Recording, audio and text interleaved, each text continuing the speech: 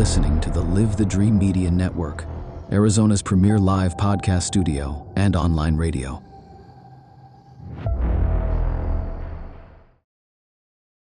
Welcome to the Backseat Thriver podcast. I'm Christina Johnston. And I'm Bridget Kostas. And we really think you guys should listen because we think we're pretty funny. We are pretty funny. Yeah. We're unfiltered. It's real. It's sometimes what you need to hear. Sometimes what you don't. But tune in. Tune in. That was good. That works.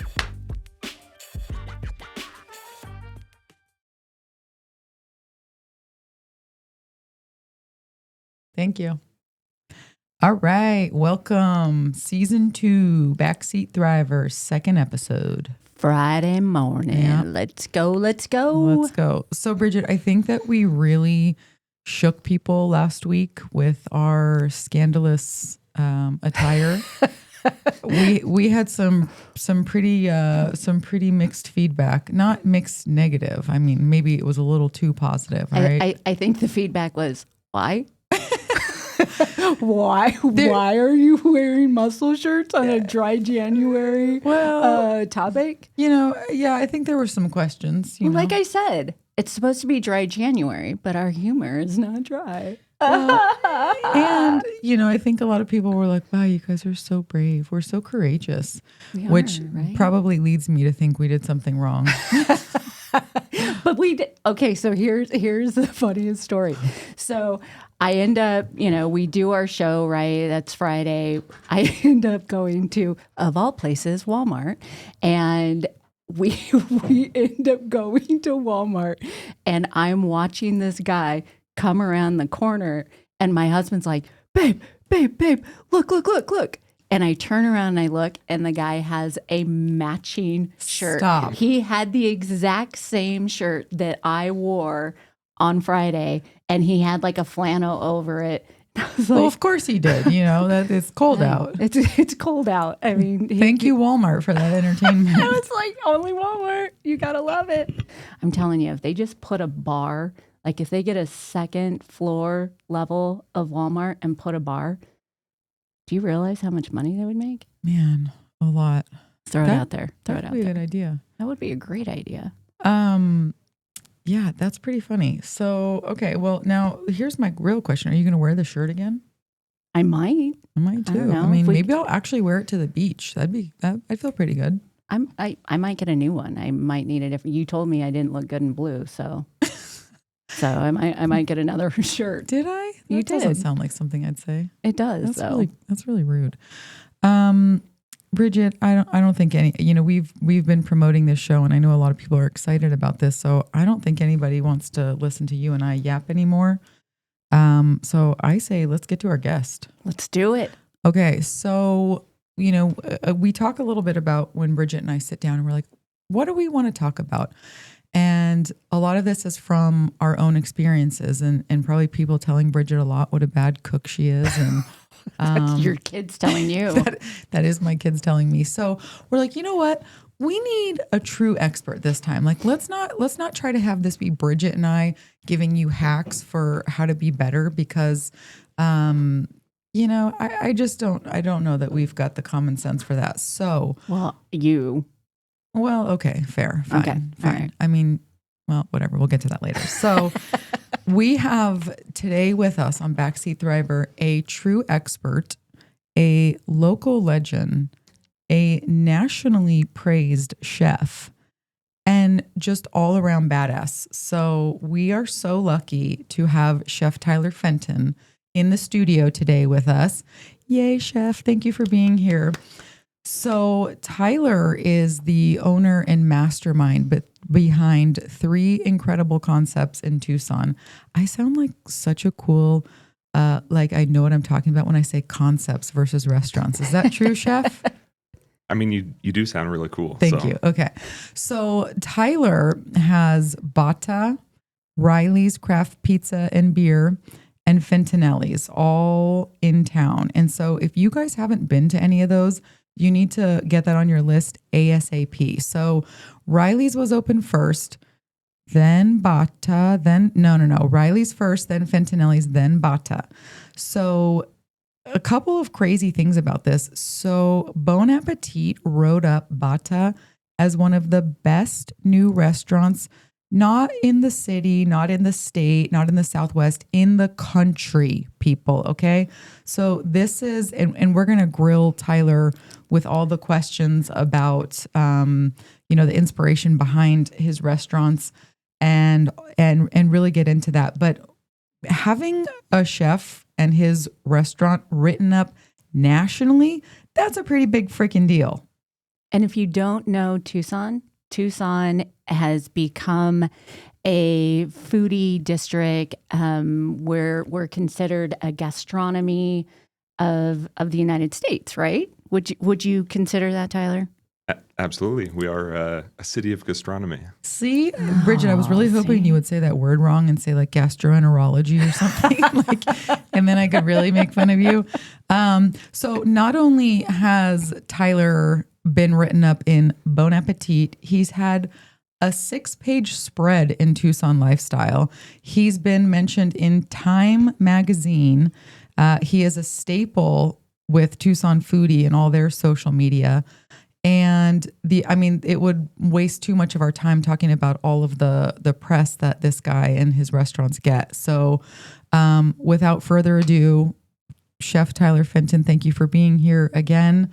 And are you ready to get grilled by the Backseat Thrivers? I'm ready. Thanks for having me on. Yay. Well, we're excited to have you. So Christina did a phenomenal intro and just really set the stage for your culinary genius, your path that you have laid here in the Tucson community. But tell us a little bit about your journey. How did you get here? What is your training? So I got into cooking at a young age because I like eating. So Good answer. Yep. I started cooking in middle school for my family, and really just kind of dove in. I started cooking in restaurants in high school. I worked at Vivace locally, trained under Daniel Scordato, and I just really went all in on food. I have like 1,000 cookbooks. I read them cover to cover, and I cook all the time. I travel to eat because I think eating is as important to cooking as cooking. Training your palate, understanding flavors. And then, we opened Reilly 12 years ago. You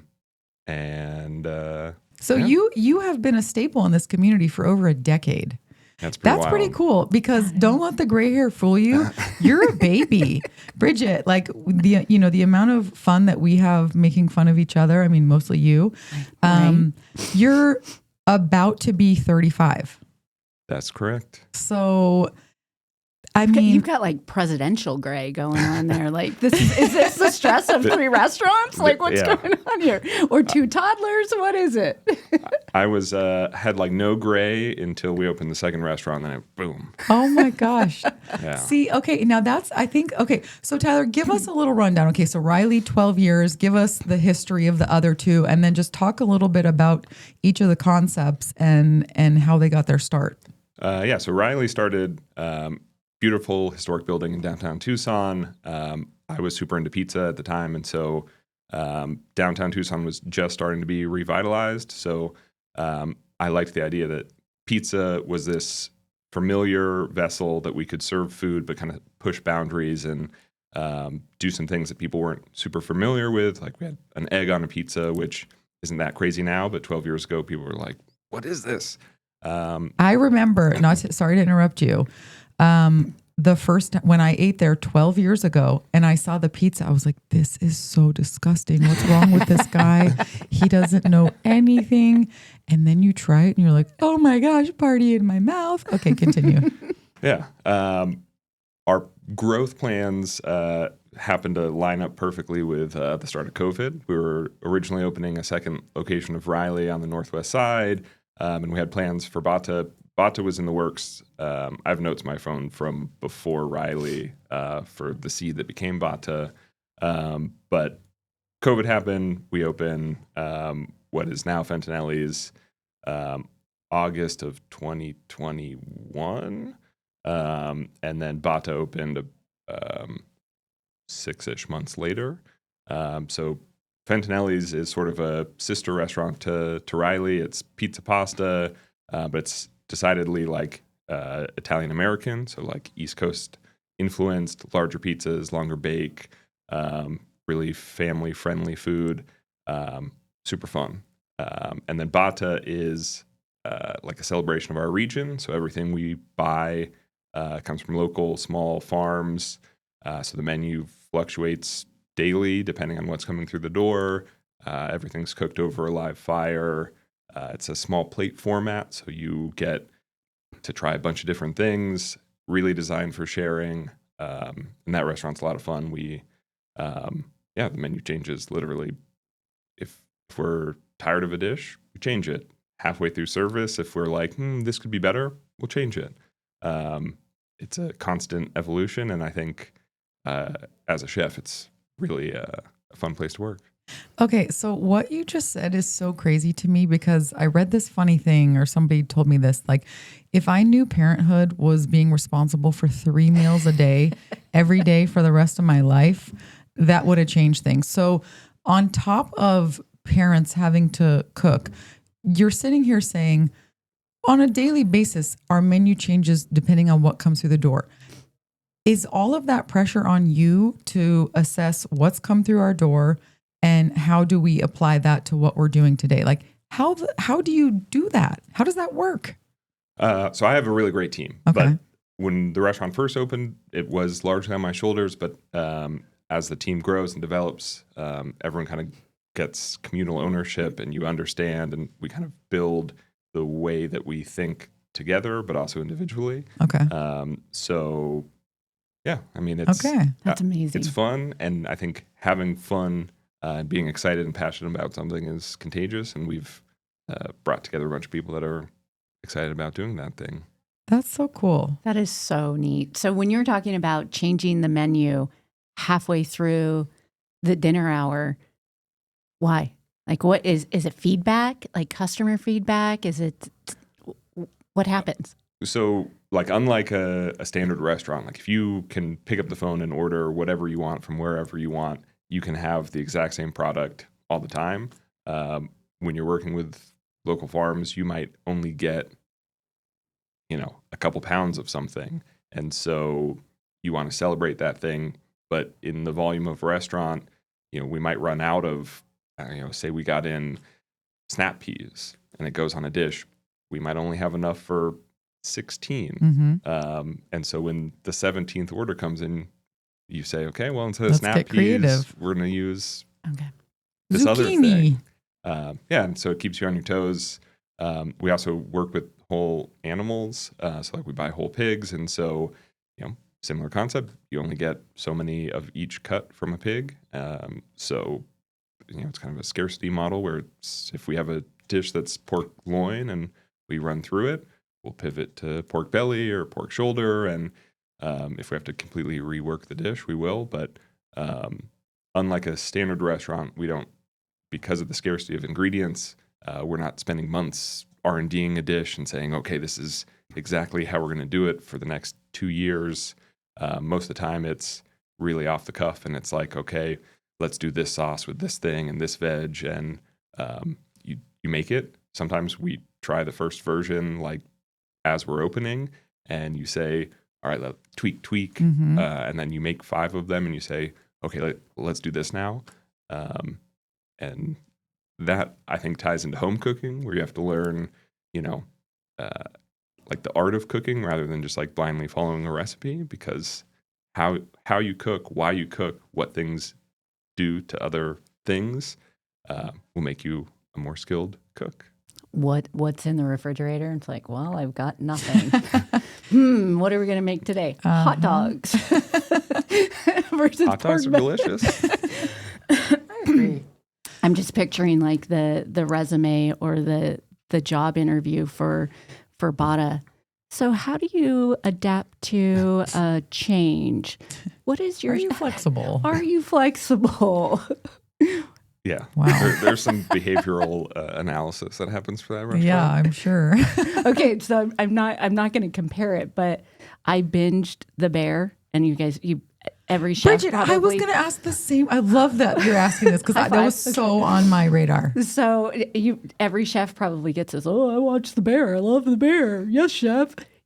Some cheesy comment, right? But that show gives me like so much anxiety just to see the stress that happens in a kitchen. Like, is that real? But is this the same thing where it's like when cowboys watch Yellowstone, they're like, that is the stupidest show ever? Is it a chef watches that show and goes, oh my gosh, that is so not how it happens? I think it's a little bit of both. Okay. I think that show has done a very good job capturing parts of being a chef really accurately. I also think you have to take everything with a grain of salt. It's a show, it's drama, it's made for entertainment. It's not a documentary, although there are documentaries about chefs that are exactly like that. I do think it's a more of a snapshot of the way the industry has historically been. We're trying to be ushering a new era, lower stress, better communication habits. Mm-hmm. So not just a raging asshole in the kitchen. Yeah. There are a lot of those, but like if you come to BATA, we have an open kitchen. You can sit at the bar, sit at the kitchen counter, watch how we work. Everyone communicates professionally, but restaurants are very high stress. You are most of the time serving a lot of food to guests, and there's a time sensitive. The ticking of the clock concept is very real in a restaurant. The time at a table is amplified, right? If you're waiting 5 minutes for something at a table, it feels like 10 minutes. That. So when you're a cook, you wear feel that. Yeah. See, and that's really cool. Now, Bridget and I, of course, had to do our research and development. So we've eaten at all three of these places.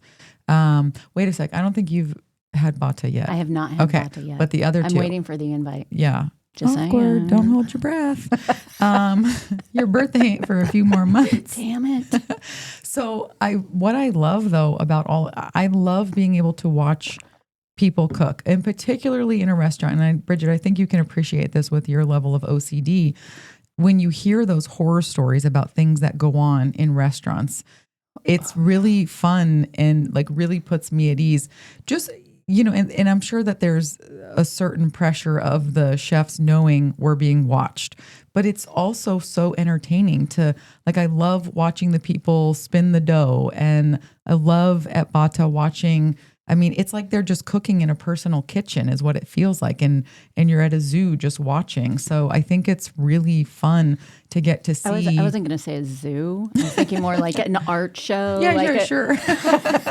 No. These are like wild animals in the back. Yeah. But it really is an art. Like that really is. That is an art to be able, as you were sharing earlier, to train the palate, the senses, to smell it, to taste it, to put it from concept to plate. That's an art. Yeah. I mean, I think being a chef is part artist, part craftsman, because it's a lot about repetition and building that. It's like a woodworker, right? Like there's someone that can probably make a piece of furniture once, well, maybe, but you make it 100 times, 1,000 times, you get whatever your 10,000 hours, and then you're a master. I think being a chef, being a cook is mostly craftsman with artistry involved, because it is an artistic expression. Mm-hmm. But if you don't have the foundation of being a craftsman, that's when you get things that are, that's like you can. It's like when you plop a kid in the kitchen and they're like, "Oh, I made ketchup and milk and An egg yolk." And you're like, that's creative. Drink it. Drink it. Okay, speaking of kids, you've got a couple. I do have 2 kids. So tell us about them. Do they cook? Do they like your cooking? Do they care about food? So my son Nolan is a little over 2. He loves hanging out with me while I cook. Sometimes a little stressful. Mm-hmm. But he most of the time likes my cooking. And then my youngest is only like 4 months old, so she's not eating She yet. can't even appreciate it. All right, we're going to take a quick break. And when we come back, we are going to jump into getting some useful tips for how we can become better chefs in our own home. So stay with us.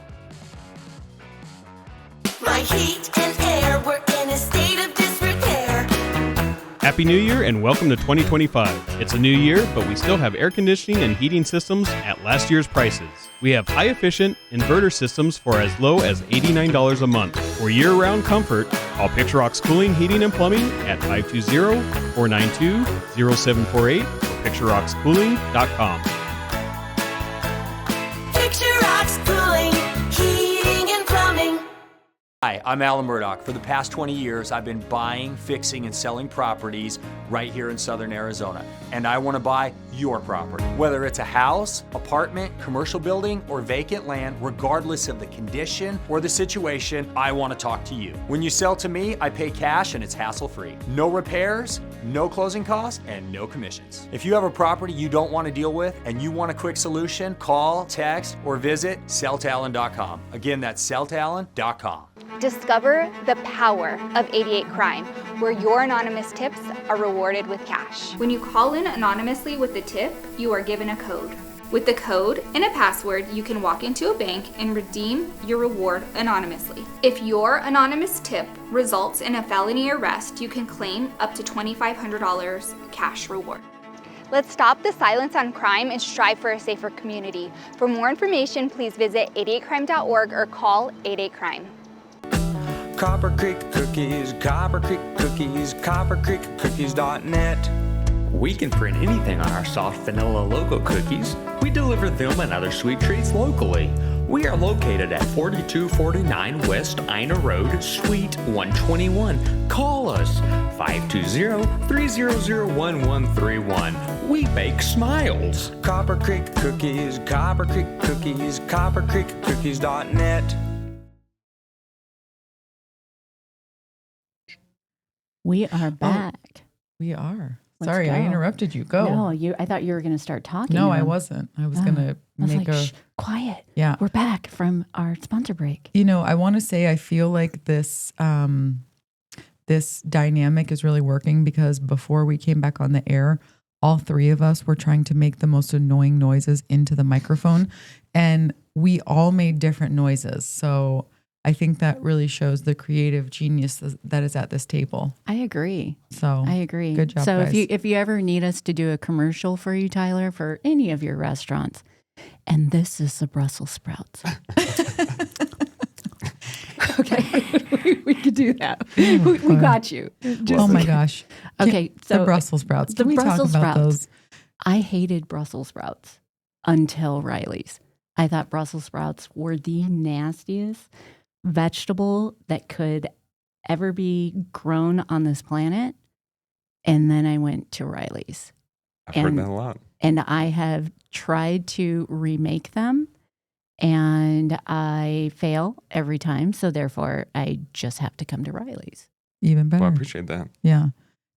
I love when people come from out of town, I love going there and like, oh, do you like Brussels sprouts? No. I'm like, perfect. We're going to have the Brussels sprouts. Okay. So I want to get into a couple practical. So chef, is it okay if I call you chef? Sure. I feel like that's more fun for us. Chef. It feels really, wait a sec. Okay. So we covered the bear. I was going to say, did we talk about that? We did. So do you have some little ways, little tips that you have for listeners and for us as well? How do we elevate some really simple things that you might find in your pantry? It's a good question. Thank you. I mean, I think the first step there is elevating your pantry. Oh, So good being response. strategic with what you have in there. I think we have the benefit that consumer packaged goods have come a long way. So like the jars of tomato sauce that I grew up with were far worse than the jars of tomato sauce you can have now. mm-hmm. So breaking from maybe habits of things you grew up with and picking better things that are available now. For tomato sauce, for example, Carbone is a brand that makes a really phenomenal line of sauces. I use it at home when I'm cooking for the kids. For the kids. Yeah. When he's cooking for the kids. And for myself. Oh, okay. I was like, what do you use for yourself, Tyler? The kids I use this. ragu for the kids. Carbone for myself. Ketchup. But yeah, so I think taking the time to kind of identify things that can be better, because makes your life a lot easier. But like in that specific example, I think learning a few things that you can do to like elevate it a bit. So like when I make tomato sauce at home, I will buy a jar of marinara, and I'll take a pan, I'll do olive oil, good olive oil, and I'll toast ground fennel, nutritional yeast, and a little bit of Calabrian chili paste. Ooh. And then I'll put the jar in there, and Voila. that's it. Salt, you got salt to taste. That's number one cooking tip is taste as you're going. Salt being very important to add to your food. Okay, this could be a dumb question, but is there an appropriate amount, like salting to taste? And I know everyone has different palates. My husband will pour like a gallon of salt on something and then be like, okay, I'm satisfied with that. Where I'm just like, I can't even eat that. That's an insane amount. Where's the middle ground here? Can you solve this? So like on a technical basis, most people, their palate would be 1% salt by weight. Like if you took a carrot, that's why I like so much salt. Because all the carrots you eat, all the weight I have. But yeah, like mathematically, if you seasoned your food by weight, so if you had a 1,000 grams of beef, you put 10 grams of salt on there, generally be considered seasoned. It's the beef, it's the meat, not how much your body weight is. Never mind. I thought you were talking about my body weight. Correct. But there's fluctuation. So some people, their palate might be at 0.5%. There's some people, if you push towards like 2%, that'd be like 2% for most people would register as salty. Okay. So there is that's fascinating. I really there is some method behind that. Okay, very interesting. Okay, you mentioned good olive oil. Tell us more. What's your favorite brand? That's a hard one. Honestly, off the top of my head, I don't know. Or what should we be when you look at an olive oil? How do you know do you just go for the top shelf? Are you looking for cold pressed? Are you looking for virgin, extra virgin? Yeah. Yeah.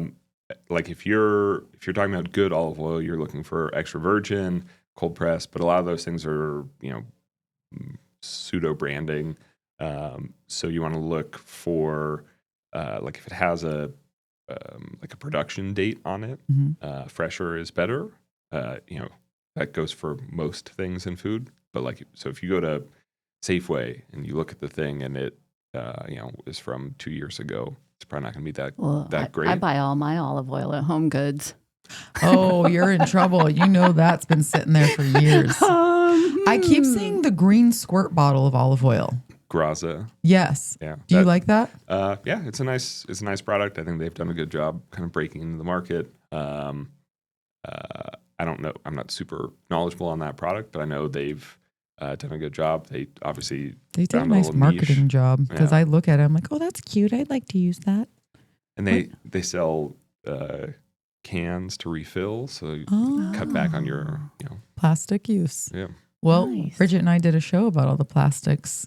Well, I wouldn't say we did a show about it. In our face. Yeah. Plastics that we're putting in our body, not so much what we're consuming. But maybe that's a part of a bigger topic. Your environmental footprint. So it sounds like you have that integrity with everything, like sourcing locally, buying a whole pig, wasting as little as possible. Why is that important to you? I know that sounds like kind of a dumb question, but isn't that more costly financially, time-wise, doing all the research? Tell us a little bit about how all that affects your decisions. I think it's just kind of a responsibility component. I think this country and people in general we're too quick to throw things away and be wasteful. So I think I just feel a responsibility to honor products, especially an animal. You know, if you've killed a thing to eat it, it's respectful to that thing to utilize it to its fullest. I But love that. yeah, I mean, I think at the end of the day, it's just kind of being a contributing member of a larger society, and you know, food waste is a massive issue in this country. So if I can utilize everything that I buy, you know, I'm doing a small part in minimizing our waste. That's so important. I love that. I love that. All right. I'm sorry I took us down that path because I really want to hear more. Okay. So let's talk. You're going to a kid's birthday party, or, you know, it's your kid's birthday and you're going to make him a boxed cake. Is there anything we can be doing to make that cake taste like more than $2.50 that it cost? Yeah. There's like 3 low-hanging fruit hacks that I would do to like a box cake. One is, instead of vegetable oil, use butter. Ideally brown that butter. Like same ratio to ratio? Yep. And then swap milk out for the water. And then if you're doing, I mean, really almost any cake, you could add additional vanilla, would heighten the flavor. You would take that from, you know, fine. Box cake is honestly, as far as products go, like pretty solid. Pretty solid. I love me a box cake. Yeah. But those really easy steps take it to the next level. My favorite food hack is for Rice Krispie treats, which is something that I have a real soft spot for. Similarly, you take the butter, maybe add some extra butter for this one. Okay. And brown it. So that'll add a nice kind of nutty, you know, caramely flavor as a base. And then the real hack is you take almost all of the marshmallows and burn them. Tastes like a... What? Burn them? Yep. If you have an open stove, you know, toast them. If you have a broiler, put it under there. Get them real dark, and then leave some of the marshmallows to kind of stir it in, and then double the salt in the recipe. I think there's salt in the recipe. If there's salt, double it. If there's not, add it. If there's not, add a bunch. And you're gonna have this like s'more kind of. You take something that's like plain. I love Rice Krispie treats. Yeah. Go home and make it tonight. I will. Can you give Christina a hack for her Kraft macaroni and cheese? Since this seems to be her staple. I don't know why you got to hate on that. Who doesn't love... Chef, do you like Kraft macaroni and cheese? There's 2 box products that I stand by. Cake and Kraft mac and cheese. Oh, yes. man. Yes. Oh, darn it. It's just so nostalgic. Right? But you got to go with the shapes, not the noodles. Oh. That's a hot take. I don't know that I agree with you. Okay. The noodle just doesn't have enough texture. I just feel like you can just swallow them whole. Well, don't you? You do. I know. Why would? What else do you do? It's disgusting. Like you add too much milk and it's just like soup. Well, don't add too much milk. Kraft You mac and clearly cheese aren't making soup. it enough. So you would make Kraft macaroni and cheese for your son? I don't know about that. Oh, see? Okay, this is... he stands by it, but he wouldn't give it to his kids. Wouldn't feed it to his kid. Want to think twice. I'd eat it for myself. But Oh, boy. Okay, So you got to add a little bacon bits to it. Bacon bits. Get those out of your pantry. Little Gruyere cheese. Okay. There you go. super simple, like 3 ingredient mac and cheese for a kid is you cook your pasta, take a bunch of the pasta water as you're cooking it, and start reducing it, because that starchy pasta water, as you reduce it, will thicken. And to that, you just add a little butter, and then Okay, that's a cool hack. add the pasta to that. It's going to be kind of a thick, creamy thing at that point. And then you just add a handful of cheese, toss it up, and you got mac and cheese. Would you feed that to your kid? That I feed to Nolan all the time. Okay. See, that sounds a little healthier. It doesn't have your red dye and your yellow I'll try that dye. swap. Yeah. Yeah. You know, cooking with pasta water, that's not something I have ever done, but I hear about it and I'm like, I'd like to be the person who cooks with pasta water. So thank you. I feel like now I know what to do. Pasta water, if you're cooking pasta water is that's a key difference between like standard home cooking and restaurant cooking. Like in a restaurant, like at Reilly, every pasta we make is cook your pasta. You cook it a minute or two under where it's done. You cook it its final minute in the sauce with pasta water, reduce that down together. The addition of the starchy pasta water helps emulsify and create a creamy sauce. Cooking that final minute really marries the noodle and the sauce so you don't have like a pile of pasta with a watery dollop of sauce on top. I would say that is the one skill and trick that every home cook should know now. I think that's very doable. I think that's doable. Super doable. I'm going to record this Yeah. and just kind of have it on play as I'm cooking my pasta later. Yeah. What are your go-to kitchen tools that are a must-have? Like if you walk into a kitchen and these are not there, I'm out. Yeah. Quite a diva, he sounds like, if that's the case. As a professional, I can navigate most things. I think pots and pans are super important. One of the first things I cooked for my wife, where I told her, I was like, hey, I'm a chef.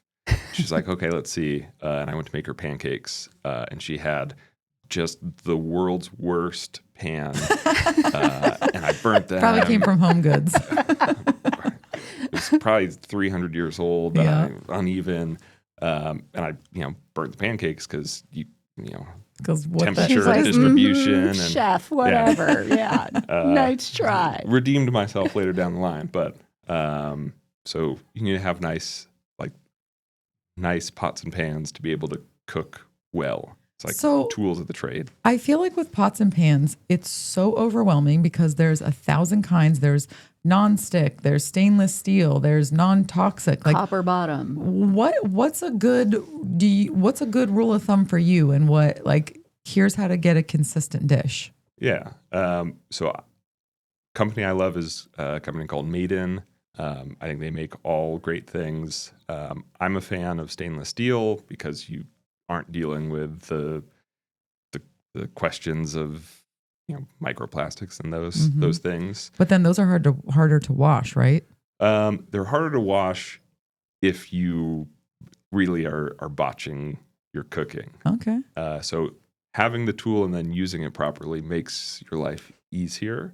So like a stainless steel pan is great. It's strong. But a key thing in all cooking is like temperature management. So, it goes kind of both ways where it's like if you're cooking a steak in a pan, you want that pan to be hot before the steak goes in there. Right? If you turn the stove on and you put the steak in there, it's not going to sear. It's going to stick. You're going to burn the pan. That sounds like everything that I cook. Yeah. So really like charging a pan and getting it hot before you go in with food, super important. And then that steak is going to sear and release itself from the pan. You can flip it and the pan will be nearly clean when you're done with it. So then it's not that big of a deal. I've always been so avoidant of those because I'm like, oh, the mess. See, and I've always been afraid of getting my pan too hot before adding a food to it and start like a kitchen fire or, well, then it makes a big mess too. And I'm like, oh, what's the balance here? Do I want to clean up all this grease around my stove or what am I doing wrong, Tyler? I mean, that is a thing that you will forever have a struggle with because, high heat cooking does splatter. And so I try to be strategic about cooking inside and outside. I'm doing something like that's going to be very messy. Try to do it outside. I'm sure your wife appreciates that. Yeah. I don't always adhere to that rule, but do my best. Okay. But yeah, So good pots and pans. Good pots and pans. Okay. Temperature management does, you can, if you put a pan on high and walk away and throw something in, it will, there's a spectrum. You got to be dialed into what you're doing because you can burn something or, if you have a super hot pan, you put oil in it, it's going to splatter. It's going to. Is this why you wear glasses? Yeah. Yeah. Safety goggles, huh? All right. So get yourself some good pots and pans. What else? Sharp knife. There's this misconception that sharp knives are dangerous. For some people, they are. When you're running around the house, it's probably a bad idea. Yeah. Sharp knife is safer than a dull knife if you're cutting vegetables. Say you're cutting a carrot. the likelihood that that carrot's going to roll and you're going to slip and cut yourself is significantly higher with a dull knife. And the cut is going to be worse with a dull knife because there's force behind it. A really sharp knife, you can kind of effortlessly cut through things, and thus, food's not going to roll. Less. You're not going to cut yourself. So, a sharp knife, and so that goes two ways. Where it's buying a good knife, and then you have to maintain it. That's the worst. So that is, there's no like great answer for that one because you have, unless Can't you want you to hire somebody to come out and sharpen your knives? You can. If you want to be like a serious home cook, bordering towards chef, we have. Is that something you're thinking about, Bridget? I'm thinking about it. My knives that I got at TJ Maxx that are like orange and green. I think we should hire someone to come out and sharpen those. I'm sure that will be very cost efficient. Tyler, how invest often in some good knives? Yeah, how often should you be sharpening knives? Is there a rule of thumb, like once a month, once a week? It's kind of dependent on how much you're using it. Like in the restaurant, it would not be uncommon for a professional cook or chef to sharpen their knives every day. Oh, if you're a true professional and you're using that thing, most cooks would do that as part of their like morning routine, is because it's also one of those things that if you do it often, it takes less time. You're not letting it go from sharp to dull and back. If it's very sharp to sharp, you're just doing this every day. Obviously, every day in a restaurant is different than at home. Right. You might cook as much at home in a month as a cook does in a restaurant in a day. So, I look at my knife sharpener, and then I look at my knife, and then the sharpener gives me all of these options, and I'm like, maybe. Okay, maybe. Yeah. How about this one? And I just kind of have my tomato off to the side, like it's sharp enough until I'm putting zero effort and it cuts my tomato. And then I don't even know like what that rhythm was in order to sharpen it the next time. It's like it's just kind of by luck. Yeah. That I feel like that's kind of a good approach, like especially with a tomato. That's I've never once sharpened knives. So now I'm just like, crap, I need to add that to the list. I need to exfoliate and sharpen knives. So, okay, Chef, we're going to take a quick break. And when we come back, we're going to hear any more of your favorite products and then just a couple of basic things that we as home chefs should probably be doing a better job of. So stay with us. My heat and air work in a state of disrepair. Happy New Year and welcome to 2025. It's a new year, but we still have air conditioning and heating systems at last year's prices. We have high-efficient inverter systems for as low as $89 a month. For year-round comfort, call Picture Rocks Cooling, Heating, and Plumbing at 520-492-0748 or PictureRocksCooling.com. Picture Rocks Cooling, Heating and Plumbing. Hi, I'm Alan Murdoch. For the past 20 years, I've been buying, fixing, and selling properties right here in southern Arizona. And I want to buy your property. Whether it's a house, apartment, commercial building, or vacant land, regardless of the condition or the situation, I want to talk to you. When you sell to me, I pay cash and it's hassle-free. No repairs, no closing costs, and no commissions. If you have a property you don't want to deal with and you want a quick solution, call, text, or visit selltoalan.com. Again, that's selltoalan.com. Discover the power of 88 Crime, where your anonymous tips are rewarded with cash. When you call in anonymously with a tip, you are given a code. With the code and a password, you can walk into a bank and redeem your reward anonymously. If your anonymous tip results in a felony arrest, you can claim up to $2,500 cash reward. Let's stop the silence on crime and strive for a safer community. For more information, please visit 88crime.org or call 88crime. Copper Creek Cookies, Copper Creek Cookies, coppercreekcookies.net. We can print anything on our soft vanilla logo cookies. We deliver them and other sweet treats locally. We are located at 4249 West Ina Road, Suite 121. Call us 520-300-1131. We bake smiles. Copper Creek Cookies, Copper Creek Cookies, coppercreekcookies.net. Hi, we're back. All right. So, Tyler, we have quite a few questions that we are going to pepper you with. No pun intended. All right. So, as you're talking about heat management and as you're talking about, being diligent in the kitchen, how do you rescue a dish when it's gone sideways? Either it's too salty, too sweet, overcooked, or you didn't brown your butter correctly. Yeah. I mean, obviously, there's no like miracle fix for a lot of those things. Salt, you probably like it depends on how far you've gone. If it's like slightly too salty, dilution is going to be your best friend. Like if you made soup and it's too salty, add some water. Make it we're talking about that salt percentage. Mm-hmm. You just have to basically stretch it to that. So introducing something that is not seasoned will help you get there. Kind of a So don't add chicken broth. Goes back to your season as taste as you go. Yeah, don't add soy sauce if something's too salty. But good to know. But also like thinking about if it's a soup or something, you could add beans or something that would kind of historically take more salt. Beans to your soup? Yes. Are you kidding? Bean soup? Like pinto beans or something? To your soup? Yeah, why not? It depends on what kind of soup, but Yeah. Chicken noodle, black and beans and tortilla soup. Chicken noodle and beans. Refried beans. No, haven't you had tortilla soup? There's like beans in it and a minestrone soup. Not in my tortilla soup. What? Oh. You put beans in your tortilla? Yes, you don't. Tyler, can we work with her? Can you do Tyler, do you put black beans in your chicken tortilla soup? I do not.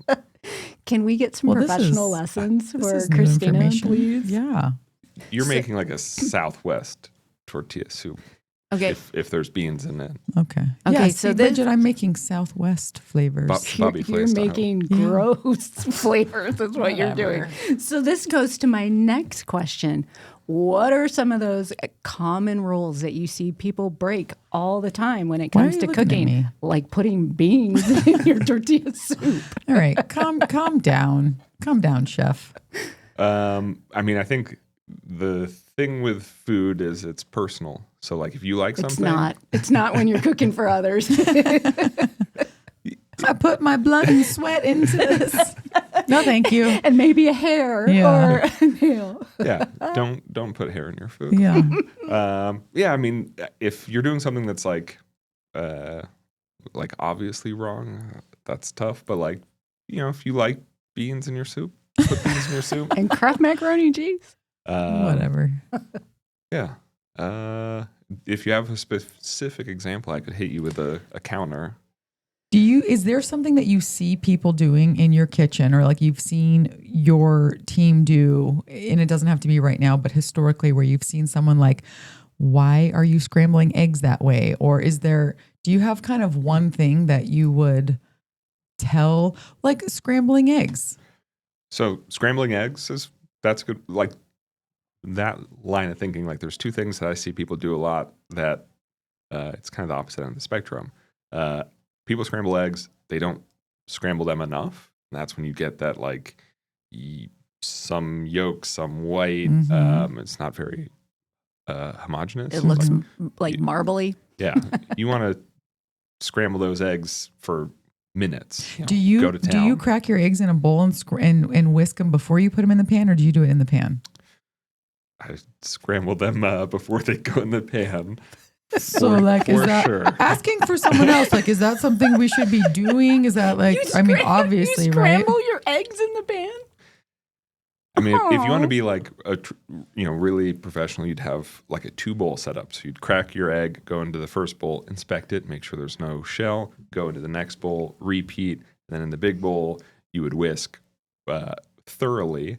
There's some debate whether you salt or not eggs. I personally go back and forth. Sometimes I'll salt, sometimes I won't. I never add anything to my eggs. No milk, no water. Scrambled eggs should be scrambled eggs, in my opinion. and you cook it in a bunch of butter, and they're delicious. Okay. So not scrambling enough, big one. Obviously, having shells in there would be bad, but Your son's like, that's why I have crunchy it gives scrambled it eggs character, all right? And then on the opposite end of the spectrum, I think I see a lot of home cooks fidget too much, where it's like you put a steak on the grill, you put a steak in the pan, and they're instantly touching it. Flip. And like there is a technique where you are constantly moving it, but no home cook is doing that. They're just either anxious or whatever. Most of the time, put it in, take a step back, let it do its thing, especially when you're grilling. I see this all the time. You're hanging out with friends and they're just constantly flipping everything, and you're like, hey man, like you got a beer, like take a step back, have a sip. That thing is going to be better if you give it time to take heat. And then also like in that vein, a lot of people will flip food directly back where it was. And if you have a grill that's large enough and it's all heated, you should flip it in somewhere else because that spot's That's gonna fresh be, heat. That's a brilliant tip. Genius. Yeah, unless you are trying to elongate your cook and you want to flip it in the same spot and have a little less heat. But if you're trying to get caramelization on something, moving it to a fresh hot spot. That is brilliant. I feel like that is an incredible takeaway from the show. I love that. I love grilling.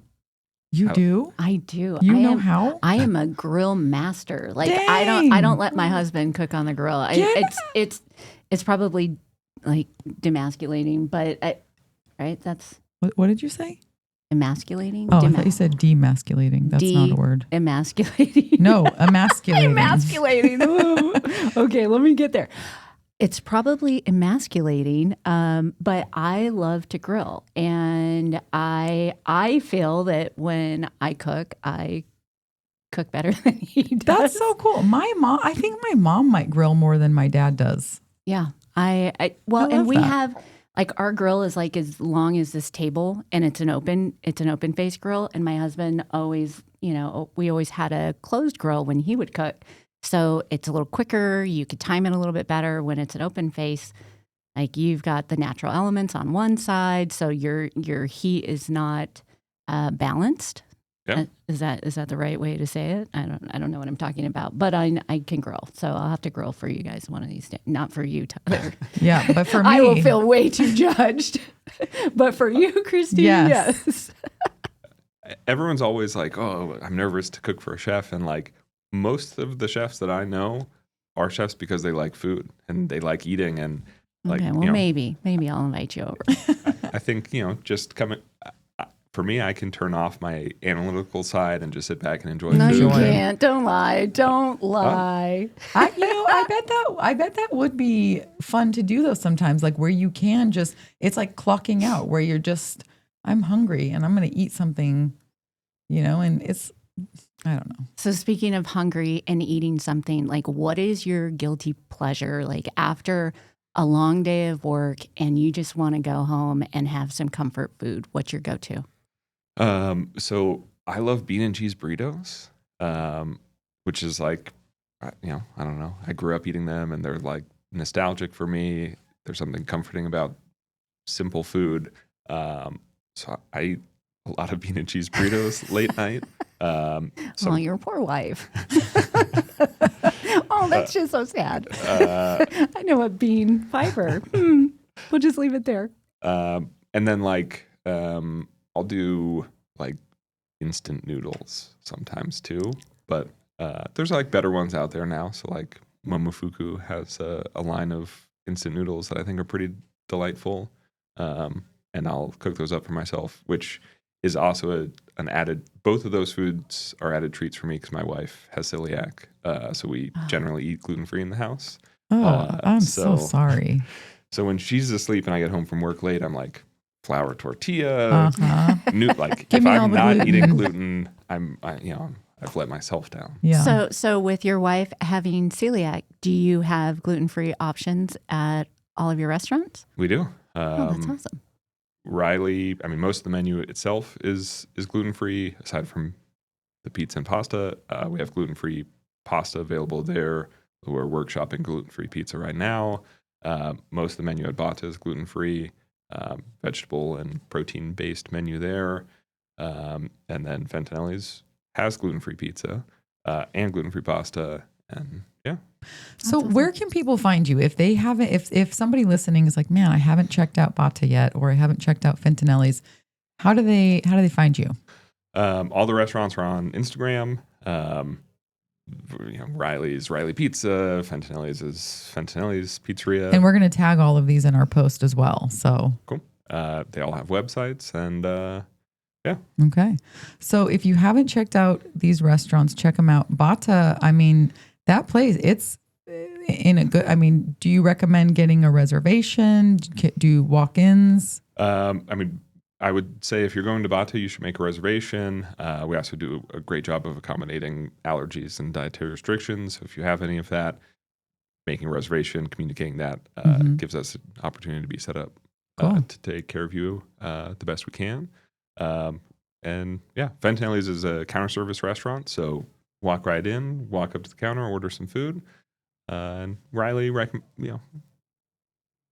get a res if you can. Yeah. Well, hey, and we have Valentine's Day coming up soon, so make your reservations. Make them now. Tell them you heard them on Backseat Thriver, and they'll give you a high five. I was like, what will they? They'll say, "Good job," or they'll look at you and be like, "What the hell's Backseat Thriver?" I mean, I think that's probably more realistic. Like, should we know what that is? Tell them you heard about Chef Tyler on Backseat Thriver, and you're so excited. Yes. Well, Tyler, we loved having you on here. So I just want to recap a couple of things. So I think my favorite hack that I just heard you say was replacing vegetable oil with butter and replacing water with milk for a boxed cake, burning your marshmallows for a Rice Krispie treat, which I will be doing tonight, and we'll talk about that next week. And then if you're flipping meat on the barbecue, put it in a fresh spot. I think that is brilliant. Yeah. Okay. Did I sum that up? If those are the takeaways, I think that was the takeaway. I feel those good. are my personal. Bridget, do you have personal takeaways? My takeaway is working with the pasta water. Oh, dang, that one too. That was so good. That was a good one. Yeah. Well, okay. I'm glad I could add that to your repertoire. Yeah. Thank you. Thank you so much for being here. Okay, thanks for having me on. Check out the restaurants. We will tag them in our post. Bridget, take us away. All right. Well, you can find us on Instagram at backseat.thriver. You can find us on YouTube at Backseat Thriver. And if you can't find us on either of those, or maybe you've just deleted all of those apps from your phone and you can't download them again like the rest of us with TikTok that thought it was going away, you can find us on our website at backseatthriver.com. And we'll have some links for Chef Tyler and his amazing restaurants here in Arizona. So please make your reservations, and thank you. And we'll see you next Friday. See you next time. As always, thank you LTD Media for this awesome studio. And be sure to check us out next week. We have Tucson Localista joining us, and we'll be talking about how to live like a local. So be sure to tune in. Thanks.